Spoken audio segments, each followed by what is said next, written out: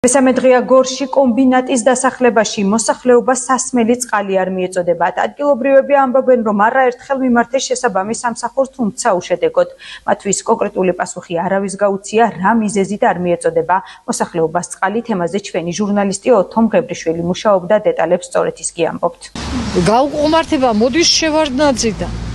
აი ეს პერიოდი მახსენდება, ეხლა უყურე 4 დღეა წყალი არ არის კომბინატში. 4 დღეა ვერ მივაწვდიდან ვერავის ხმა. იქ ვრეკავ ცხელხაზე არ პასუხობენ, იქ არ პასუხობენ, როდემდე შეიძლება ამდენი უბედურების ატანა, არ ვიცი. დღეში უწყლოთ წყალს ვიღებთ.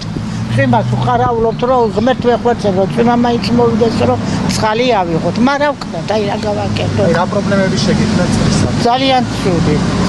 შევადნაძიზე რომ მოვიდა. რას ამბობენ რომ ეკაც? რა უნდა თქვა, იქნება ხან ღამის 10 საათზეო, ხან დილით 10 საათზეო. და მასად არის, გავიდა ეს 2 დღე. უნდა ყოფილიყო 10 საათზე, მაგრამ არ არის. ნუ არ წყალი რო არ არის, შორიდაროს ძიდავენ მაგითო, მაგრამ წყალი არ არის და ნაწყენები იქნებიან, აბარა. აი თვითონ გამოსწავლონ ეს და ატარონ ეგრე ტელესკოპით და როგორ ხასიათზე იქნებიან. 3 დღეა წყალი არ აქვს. რატომ? ვაიმე მეჩქარება. არ ვიცი გენაცვალე რა გითხრათ. კი, არ არის. უკვე აი როდიდან დღეს მესამე დღეა უკვე.